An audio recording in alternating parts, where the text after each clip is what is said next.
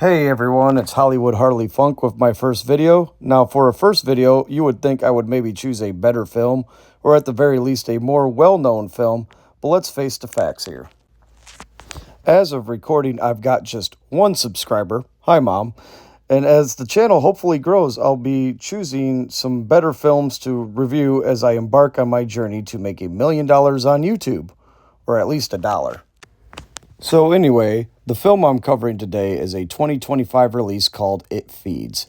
It Feeds is directed by Chad Archibald, director of films like Bite, I'll Take Your Dead, The Heretics, which actually has a pretty badass cover, The Drownsman, and a couple others.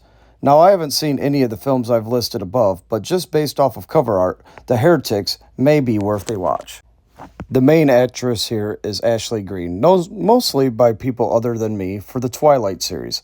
Honestly, there isn't an actor or actress I recognize in this film. But Greene does a good job carrying the film, and Ellie O'Brien, who portrays her daughter, does a pretty good job as well. Actually, I think I was more surprised than anything else that the acting was pretty good in this. Maybe I just went in with low expectations since I didn't recognize a single name associated with this project, but no, the acting was honestly above average in it. And the direction was good. This movie is actually pretty well shot. It does make me actually want to check out some of Chad Archibald's other films just based on how well shot this movie is. So anyway, onto the film itself. It Feeds is about a clairvoyant therapist who has to confront her own personal demons while trying to save a young girl who believes an evil spirit is feeding on her. Upon watching, I was immediately thinking that this was like a bargain version of Insidious.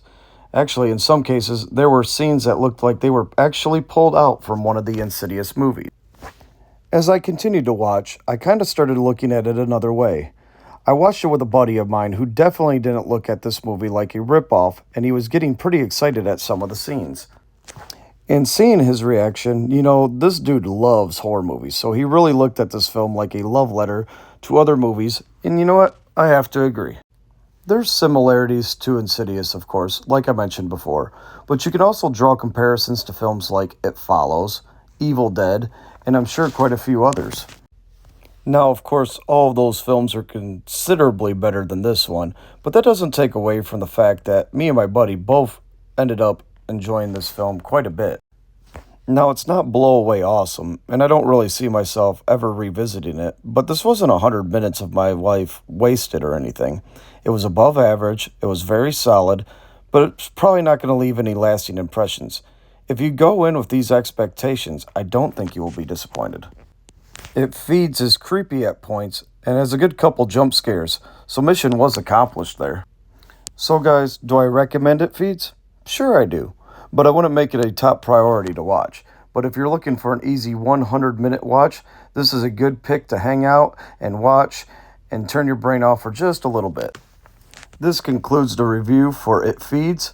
So if you'd like to join my wonderful mother on my subscriber list and get that number above 1, go ahead and hit that subscribe button. And hey, there's a like button right next to it. So go ahead and don't sleep on punching that bad boy too. We'll see you guys in the next video.